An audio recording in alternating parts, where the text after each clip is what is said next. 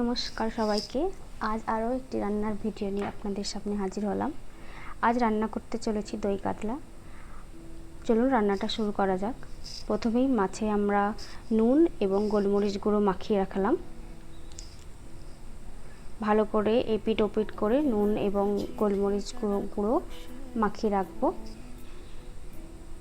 তারপর কড়ার উপর তেল দিয়ে মাছগুলোকে ভালো করে ভেজে নেব।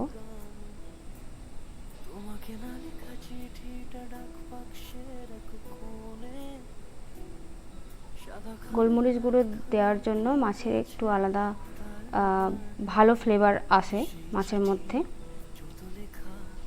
তো মাছগুলো ভেজে নিচ্ছি।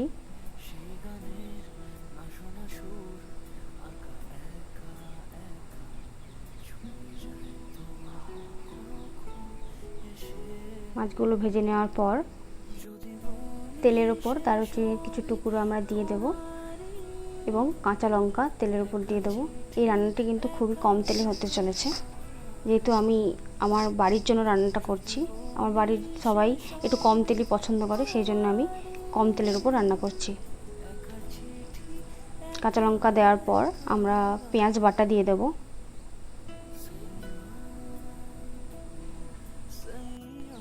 ভালো করে পেঁয়াজটা ভেজে নেব যতক্ষণ না বাদামি কালার আসে পেঁয়াজটার মধ্যে।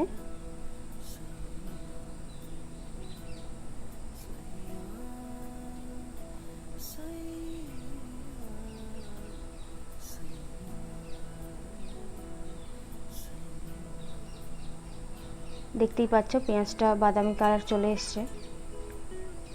এরপর আমরা আদা রসুন বাটা দিয়ে দেব। আদা রসুনটা একটু ভালো করে ভেজে নিচ্ছি। দেখতেই পাচ্ছ তেলের উপর একদমই তেল নেই, পুরো শুকনো শুকনো হয়ে আছে। এরপর আমরা জিরা পাউডার দিচ্ছি, 1 চামচ জিরা পাউডার দিলেই হবে। এরপর আমরা কাজু পোস্ত বাটা দিয়ে দেব। কাজু পোস্ত বাটাকে ভাজার দরকার হয় না, সেই কারণে পোস্ত বাটা ও কাজু বাটার জল যেটা ছিল সেটা আমরা দিয়ে দিলাম। এরপর এটাকে ভালো করে নাড়াচাড়া করে নেব।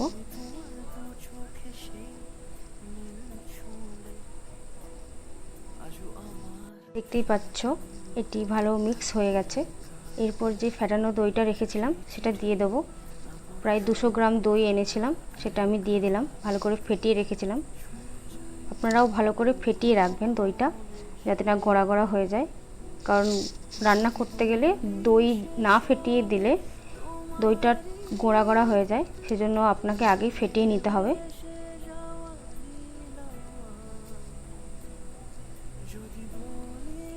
এরপর কাঁচা লঙ্কা বেটে রেখেছিলাম, সেই কাঁচা লঙ্কা বাটাটাও দিয়ে দিলাম।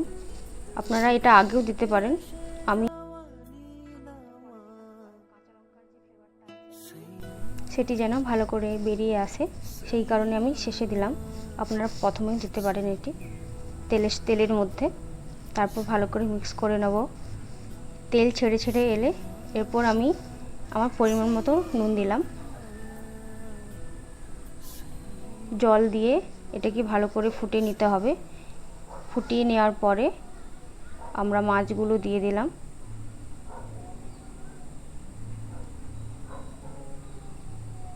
এটিকে প্রায় 10 মিনিট এভাবে ফোটাবো।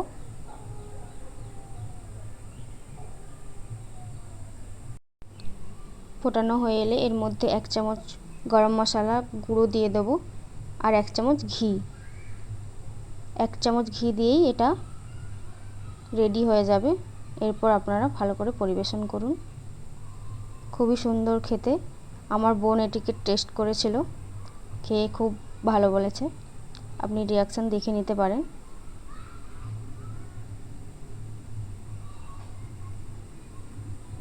ও বলছে যে দারুণ হয়েছে। Thank you.